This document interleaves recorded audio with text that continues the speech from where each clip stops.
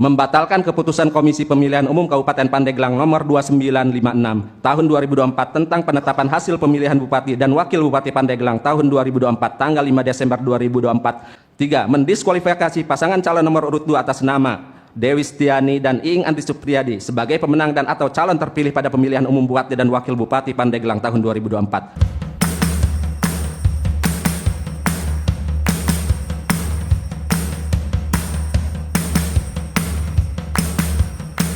Sidang untuk perkara 160, 265, 223, 141 dibuka, persidangan dinyatakan terbuka untuk umum. Sebelum dimulai silakan kepada pemohon untuk 160. Terima kasih Yang Mulia. Ya. Kami pemohon dari perkara nomor 160 atas nama Fitron Nur Ihsan dan Diana Drimawati Jayabaya.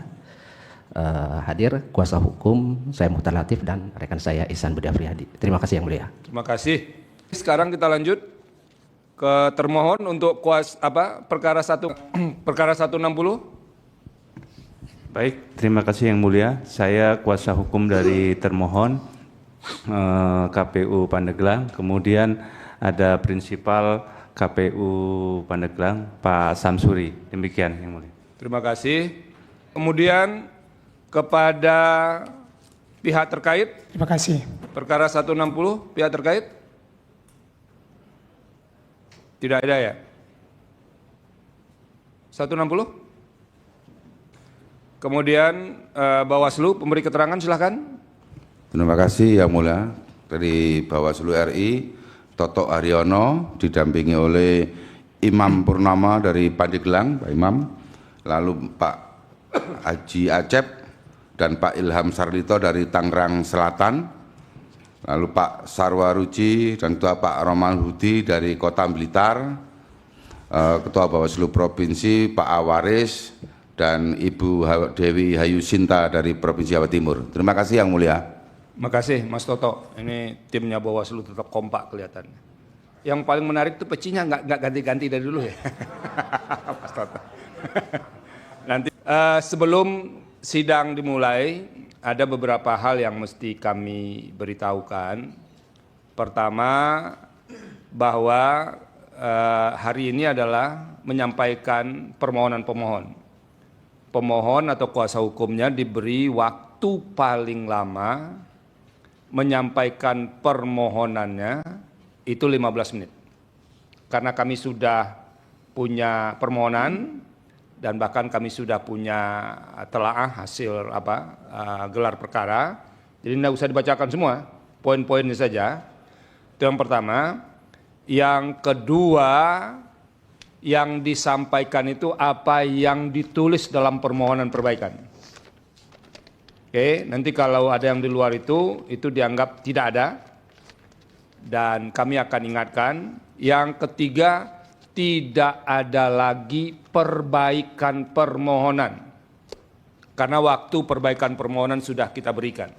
Jadi nanti termohon pihak terkait Bawaslu akan menjawab atau memberikan keterangan berbasis permohonan perbaikan yang diregistrasi. Ini penting supaya nanti nggak ada lagi yang mengatakan, oh, ini ada perbaikan, ada renvoy dan segala macam. Tidak ada. Dan itu sudah diberikan waktu untuk perbaikan. Jadi nggak ada lagi perbaikan. Kalau ada yang mau menyampaikan bukti, terutama pemohon, menambahkan bukti silakan. Nanti akan kita verifikasi. Terakhir nanti akan kita sahkan. Nanti kalau sidang berikutnya, ketika termohon memberikan jawaban, pihak terkait menyampaikan keterangan, Bawaslu menyampaikan keterangan, masih ada kesempatan untuk menambahkan bukti. Oke, cukup ya, clear? Ini supaya tidak ada pertanyaan-pertanyaan lain. Nah, hari ini hanya akan mendengarkan pemohon saja, nanti akan ada giliran yang lain-lain. Jadi mereka harus diberi waktu juga untuk menjawab permohonan tersebut. Kita lanjut sekarang untuk perkara berikutnya, perkara 160. Silakan kuasa hukum 160. Terima kasih Yang Mulia. Kami dari 160 akan membacakan title gugatan beserta nama pasangan calon. Selanjutnya ke pendahuluan. Ya. Untuk kewenangan mahkamah, tenggang waktu pengajuan pemohon, kedudukan pemohon termasuk pokok permohonan mohon dianggap terbaca secara terurai. Karena pokok permohonan sudah terangkum di dalam pendahuluan. Selanjutnya Ya. kami akan masuk ke amar petitum. Oke, silakan. Bismillahirrahmanirrahim. Perbaikan permohonan pembatalan keputusan Komisi Pemilihan Umum Kabupaten Pandeglang nomor 2956 tahun 2024 tentang penetapan hasil pemilihan Bupati dan Wakil Bupati Pandeglang tahun 2024 tanggal 5 Desember 2024. Bersama ini kami, Fitron Nur Ihsan dan Diana Drimawati Jayabaya, pasangan calon Bupati dan Wakil Bupati dalam pemilihan calon Bupati dan Wakil Bupati Kabupaten Pandeglang tahun 2004 nomor urut 1. Selanjutnya mohon disebut sebagai pemohon terhadap Komisi Kepemilihan Umum Kabupaten Pandeglang berkedudukan di Kabupaten Pandeglang, selanjutnya sebagai termohon. Dalam hal ini pemohon mengajukan permohonan kepada Mahkamah Konstitusi Republik Indonesia perihal permohonan pembatalan keputusan Komisi Pemilihan Umum Pandeglang nomor 2956 tahun 2024 tentang penetapan hasil pemilihan Bupati dan Wakil Bupati Pandeglang tahun 2024 tanggal 5 Desember 2024 yang diumumkan pada hari Kamis tanggal 5 Desember pukul 16.22 waktu Indonesia Barat. Pendahuluan. Penyelesaian perselisihan hasil. Kok dibacakan, Pak? Ya, tadi saya katakan ke Yang Mulia, kami akan hanya membacakan pendahuluan karena rangkumannya ada di situ semua. Oke, silakan. Pokoknya tidak melebihi waktu ya, Pak ya? Iya, baik Yang Mulia. Silakan. Penyelesaian perselisihan hasil pemilihan umum kepala daerah pada Mahkamah Konstitusi telah menunjukkan bahwa Mahkamah Konstitusi memiliki peranan dan kontribusi yang sangat penting sebagai pengawal pembangunan serta proses pendewasaan demokrasi konstitusional Republik Indonesia. Dalam prakteknya, pemilihan umum di seluruh Republik Indonesia banyak diwarnai dan didominasi dengan berbagai praktik-praktik kecurangan, dari money politik, intimidasi, kekerasan, daftar pemilih tetap yang bermasalah, pengerahan pegawai negeri sipil, penyalahgunaan jabatan, fasilitas anggaran negara, hingga penggelembungan dan pengurangan suara telah ikut meramaikan dan mewarnai peserta demokrasi dalam menentukan calon pemimpin. Langsung ke halaman 4 Yang Mulia. Oke. Lebih jauh Mahkamah tidak cukup hanya mempertimbangkan dengan menghitung jumlah persentase suara yang hanya dilihat signifikan tanpa menilai proses yang terjadi dalam pemilihan. Hal demikian dapat dinilai sebagai bentuk kemunduran Mahkamah dalam menyelesaikan perselisihan pemilihan kepala daerah dan wakil kepala daerah. Bahwa dengan hanya mempertimbangkan jumlah persentase suara tanpa menilai proses yang terjadi dalam perolehan suara tersebut, Mahkamah tidak dapat lagi dikatakan menunjukkan peningkatan kemajuannya dalam upaya penyelesaian perselisihan kepala daerah dan wakil kepala daerah. Namun bila diasumsikan Mahkamah bagai kalkulator yang hanya berkutik pada hitungan angka matematis belaka, Mahkamah dituntut untuk lebih berani dalam memutus hasil perselisihan pemilihan kepala daerah dan wakil kepala daerah atas pelanggaran-pelanggaran yang terjadi dengan tidak mengkerdilkan fakta-fakta pelanggaran oleh karena hanya melihat jumlah perolehan yang signifikan persentasenya. Dalam pemilihan Bupati dan Wakil Bupati Kabupaten Pandeglang tahun 2024 ternyata telah banyak terjadi pelanggaran-pelanggaran baik yang dilakukan oleh penyelenggara maupun yang dilakukan oleh pasangan nomor urut 2. Terlebih lagi calon Bupati nomor urut 2 merupakan adik ipar dari Bupati Pandeglang yang saat ini masih menjabat. Pelanggaran-pelanggaran yang terjadi pada pemilihan Bupati dan Wakil Bupati Pandeglang 2024 diantaranya terkait dengan adanya kecurangan yang bersifat terstruktur, sistematis dan masif, yaitu dengan cara memobilisasi ASN secara masif yang digunakan sebagai perangkat pemenangan secara terstruktur, sistematis dan masif, di mana semua eselon 2 menjadi binwil yang membina wilayah-wilayah di setiap kecamatan dan selanjutnya berjenjang ke tingkat desa, baik kepala desa, RT, RW, kader posyandu dan di seluruh wilayah Kabupaten Pandeglang. Perorganisasian tersebut dilakukan dengan mengerahkan sumber daya struktural, pendanaan, program dan intimidasi berjenjang sampai ke tingkat TPS dengan menggunakan perangkat ASN yang dibagi dalam jenjang di setiap pemenangan.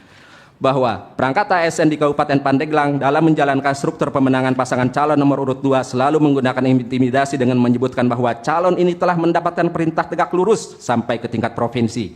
Bahwa doktrin tegak lurus ini dikuatkan dengan adanya dugaan kuat keterlibatan aparat penegak hukum dengan tujuan untuk mengintimidasi apabila struktur yang dikonsolidasi tidak mentaati rencana dan program pemenangan. Bahwa strategi pemenangan di tingkat TPS dilakukan dengan cara membedah DPT dan mereka disebut sebagai daftar pemilih tegak lurus atau satu paket antara bupati dan wakil bupati nomor urut 2 serta gubernur dan wakil gubernur Banten Ini ada nomor urut 2. bukti-buktinya semua ya. Iya, yang mulia. Oke. Di mana calon bupati nomor urut 2 Raden Dewi Setiani merupakan adik kandung dari calon wakil gubernur Banten nomor urut 2 Ahmad Dimyati Natakusuma. Daftar pemilih tegak lurus tersebut dibedah dan dipetakan untuk selanjutnya dilakukan intimidasi bagi daftar pemilih yang tidak patuh dengan menggunakan kekuatan organisasi perangkat daerah di tingkat desa. Organisasi terstruktur inilah yang kemudian digunakan untuk melakukan serangkaian kegiatan pencoblosan dengan mempengaruhi pemilih, baik itu melalui program kampanye maupun Apa pemberian istilahnya sembako. pra pencoblosan? Ya, yang Itu mulia. apa bentuknya itu? Pra pencoblosan itu gimana itu ceritanya? Jadi mereka Ini kan sambil mendalami saudara juga nih, kalau bacakan nanti nggak tahu juga kita nih. betul yang mulia. Apa itu? Nah, Pra pencoblosan itu apa itu? sebelum pencoblosan yang mulia. Iya, kita tahu sebelum tuh. pencoblosan Bentuknya memang apa? bentuk organisasi ini dibuat untuk apa? Menakut-nakuti diantaranya. Oke, tapi itu ada buktinya semua. Ada yang mulia, ada terurai Oke. di ini. Oke, kalau yang Anda sampaikan di sini ini kan tidak jelas ini di mana buktinya dan segala macam. Oke. Terus apa lagi yang mau disampaikan? Selanjutnya, salah satu contoh telah terjadinya kegiatan bagi-bagi uang pada masa kampanye dengan sangat terbuka dan menjadi viral di media sosial maupun berita elektronik yang dilakukan calon bupati nomor urut 2 yaitu Raden Dewi Setiani yang terjadi di Kampung Kadugobang, Desa Gunung Putri, Kecamatan Banjar, Kabupaten Pandeglang, sekira tanggal 8 November 2024. Dan atas hal tersebut telah banyak laporan baik oleh pasangan calon maupun masyarakat. Namun faktanya tidak ditindaklanjuti oleh Bawaslu dan atau Gakumdu dengan alasan tidak memenuhi unsur. Padahal kejadian tersebut sangatlah nyata, bahkan pemberi dan penerima uang dalam video sangatlah jelas. Itu halaman berapa yang Anda bacakan? Halaman 6 yang mulia. Halaman 6. Oke. Selanjutnya, bahwa selain bagi-bagi uang yang dilakukan oleh calon bupati nomor urut 2 di atas, pelanggaran-pelanggaran lain yang secara terstruktur, sistematis dan masif juga terjadi dalam pemilihan bupati dan wakil bupati Pandeglang tahun 2024 seperti Hajah Irna Narulita selaku bupati aktif Kabupaten Pandeglang yang merupakan kakak ipar dari calon bupati nomor urut 2 secara terstruktur, sistematis dan masif telah melakukan tindakan menguntungkan pasangan calon nomor urut 2 dengan cara mengumpulkan kepala desa Kabupaten Pandeglang untuk membuat video dukungan dengan berkata terdapat ucapan dukungan penuh kepada D2 yang berarti kepada Raden Dewi Setiani selaku calon bupati nomor urut 2. Hal tersebut terbukti dengan adanya video bupati aktif Irna Rolita bersama para kepala desa bernarasi sebagai berikut. Hari ini saya sedang dengan para juara-juara terbaik sepandeglang. Para kepala desa menjadi garda terdepan di Kabupaten Pandeglang. Ada binwilnya. Mana lagi? Ibu larahnya mana? Wow, siap, sukseskan. Selanjutnya, Ini nomor ada 2. videonya. Iya, ada videonya yang mulia dan kita Nanti buktikan. kita cek. Apa nomor lagi? 2, halaman 7, keterlibatan camat sindang resmi yang bernama Mukhlis yang menyalahgunakan jabatannya untuk memberikan arahan memenangkan pasangan calon bupati nomor urut 2 dengan cara menekan salah satu pegawai honorer bernama Estri untuk menyebarkan stiker nomor 2 yang menjadi syarat pengurusan P3K bagi pegawai honorer tersebut. 3. Kepala Dusun Kampung Situpotong, Desa Sukamulya yang bernama Asma Sikin juga aktif melakukan kampanye pemenangan calon nomor 2 yang bersangkutan diduga melakukan praktik bagi-bagi sembako dengan cara memanggil satu persatu warga ke rumahnya dengan memberikan minyak goreng bermerek Veta. Yang keempat, Sekretaris Desa Sumur Batu Kecamatan Cikesi Kabupaten Pandeglang yang bernama Basit aktif mensosialisasikan menyebarluaskan alat peraga kampanye pasangan calon bupati dan wakil bupati nomor urut 2. 5. Kepala Desa Kurung Kambing Kecamatan Mendalawang yang bernama Juman Jamaludin diduga aktif dalam mengkampanyekan menyebarkan alat peraga kampanye pasangan calon bupati dan wakil bupati nomor urut 2. 6. Ketidakprofesionalan dan keberpihakan Bawaslu Pandeglang terhadap pasangan calon nomor urut 2 dengan cara selalu abai dan tidak menindaklanjuti laporan-laporan terkait pelanggaran yang dilakukan calon bupati dan wakil bupati nomor urut 2. Oke. Langsung ke ini waktunya sudah mau habis ini.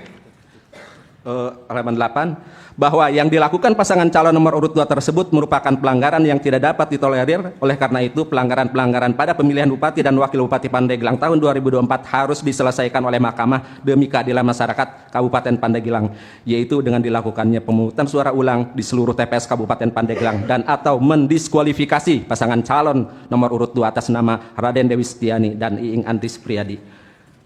Petitum. Oke, Halaman silakan. 33, mengabulkan permohonan pemohon untuk seluruhnya.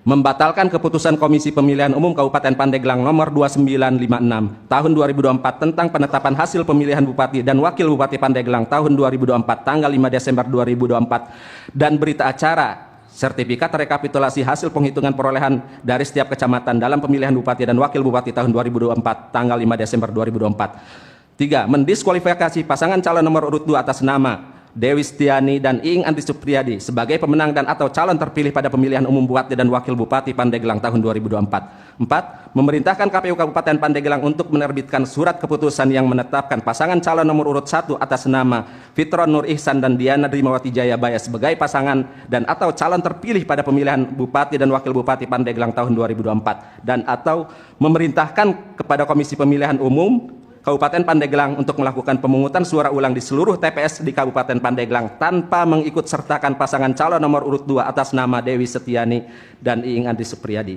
6. Memerintahkan kepada Komisi Pemilihan Umum Kabupaten Pandeglang untuk melaksanakan isi putusan ini. Terima kasih. Hormat kami. Terima kasih. Pemohon sudah menyampaikan. Coba Anda lihat di halaman 33 itu di petitum. Itu petitum angka 5. Itu bentuk alternatif untuk angka 4 atau alternatif? Bentuk alternatif. Ya alternatifnya ke angka berapa? Bentuk alternatifnya angka 5. Iya, saya paham itu. Angka 4. Iya. Oke, bla bla bla bla bla. Kemudian dan atau 5. Iya. Itu angka 5 itu alternatif ke angka 4 atau alternatif kemana? Alternatif ke angka 4 yang mulia. Ke angka 4 ya? Iya. Betul ya? Ini Betul. kita catat nih. Iya, yang Oke. Jadi dengan demikian sebetulnya yang Anda alternatifkan itu adalah memerintahkan KPU Kabupaten Pandeglang untuk menerbitkan surat keputusan yang menetapkan pasangan calon nomor urut 1 atas nama bla bla bla dan seterusnya sebagai pasangan calon terpilih ya? Iya, yang mulia. Oke. Atau memerintahkan KPU Kabupaten Pandeglang untuk melakukan pemungutan suara ulang di seluruh TPS Kabupaten Pandeglang tanpa mengikut sertakan pasangan calon nomor urut 2. Betul yang mulia. Kalau begitu jadi kotak kosong di situ. Tidak yang mulia, karena kan ada 4 pasangan calon semuanya, Oke. bukan 2 pasangan calon. Terima kasih. Ada yang mau tambahkan yang mulia? Yang mulia? Cukup. Jelas ya? Ini termohon ini. Ada lagi yang lain? Cukup. Kami mengapresiasi suasana tertib kita dalam ruang sidang ini. Dan mudah-mudahan suasana ini akan jadi modal kita untuk memutuskan dengan sebaik-baiknya dan seadil-adilnya. Terima kasih. Dengan demikian, sidang pendahuluan untuk perkara 141, 160, 223, 265 dengan agenda penyampaian permohonan pokok-pokok permohonan pemohon sudah selesai dan sidang kita tunda untuk kemudian mendengarkan keterangan termohon, pihak terkait dan Bawaslu yang agendanya nanti akan diberitahukan oleh Mahkamah. Terima kasih, kita tutup dan sidang dinyatakan selesai. Hadirin dimohon berdiri. Yang Mulia Majelis Hakim Konstitusi meninggalkan ruang persidangan.